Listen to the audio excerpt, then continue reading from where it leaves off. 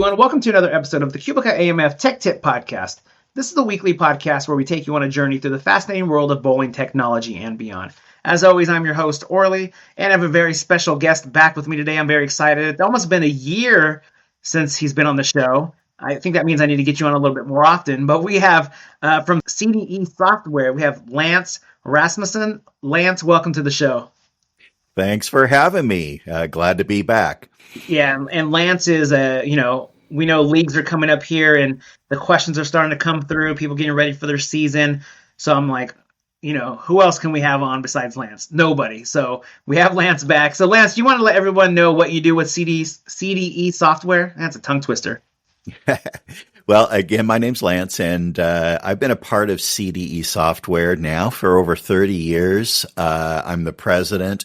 I'm also do part of the development with my team with the program. And then a lot of folks probably have heard from me with their questions, sending to tech support as well with myself or Nancy. All right. So, Lance, again, we have a lot of questions coming through. Some of these people might be people that have been doing leagues for a while. Some things came up. Some people are new to these centers and they're like, okay, how do I get these things started? So we kind of have, we're going to kind of reach in the hat today and pull out some questions here, and then we'll let you answer them. So if that sounds good with you, we'll get started. Sounds great. All right, Lance, we have, when you install BLS 2026 for the first time, or any new major version released each August, do you have to set up the reports, awards, and leagues all over again? Usually no. So we are releasing the BLS 2026 the fall of 25, and so that's coming right up. And if you have the previous BLS, and I'll use BLS 2025 as an example, when you install the 26, during the installation portion, a short wizard will come up at the end. So the installer for 26 is going to say, hey, you've got 25, and it's going to ask you a few questions like, would you like to copy the leagues from 25 to 26? The obvious answer is yes, please. Okay. And then there's other items too that can be copied over, like local awards and report styles. And then once that's done, you open up the new BLS, register the software, and then you'll find your settings and your league data all there. But if you skipped upgrading for a number of years, things may not carry over. So this is kind of one of the things why we recommend upgrading each year to make things really smooth and simple. All right. And, during the summer, some league processors like to set up their leagues for the fall before the season starts. Do they need to wait for the new major version to be released? And what if the league starts before the new version comes out? You don't have to wait at all. You can certainly get things going and prepped for the fall season, even if it's the prior program. And then when the new program comes out, again, at any point in time, whether the season started or if it's still right before it starts, it'll just pick up right where you left off and you just continue the league. No problems at all. All right. And before leagues hit the floor, is there anything you recommend doing ahead of time? Yes, absolutely. The league bowled last year, and I'm rolling it over. I always start by opening the old league, review the bowlers list, and anybody who isn't coming back, I'll target as quit in the software. And then, but then when the league rolls over, it's going to skip those people, so they won't be in the rolled over league. If somebody's changed their contact info, I'll make those changes too. So like a new email address, phone number, etc. Once the new league has been rolled over, or even if it's built from scratch, there's a few things I like to do, like reviewing the rules, go over any updates with the league secretary or league president so that I can make sure that BLS is set up correctly.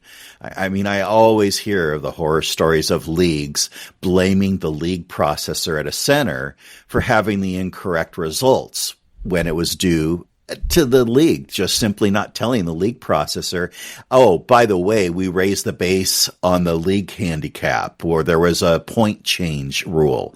Well, you didn't tell me. So I also like to take a look at the lane schedule.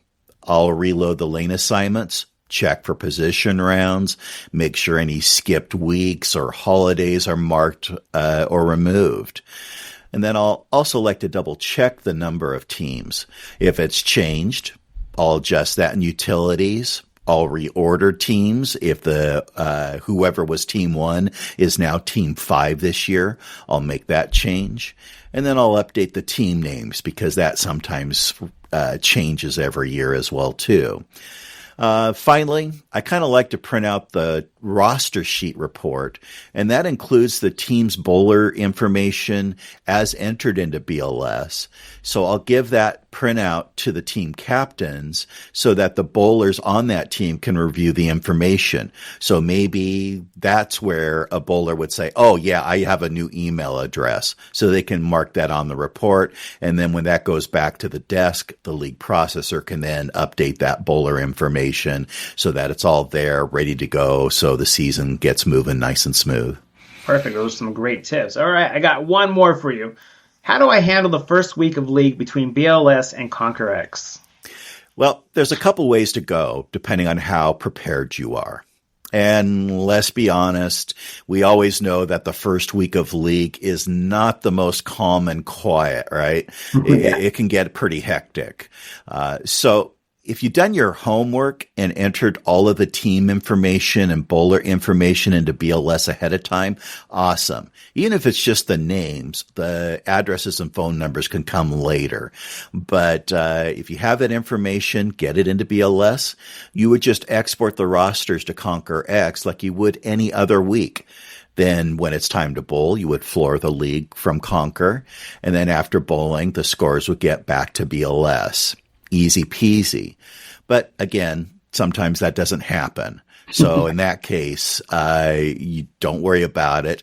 The simplest and easiest thing is from Conquer, just simply set things up in open play pair mode, let them bowl their games, make sure that the scores and the names are written on recap sheets.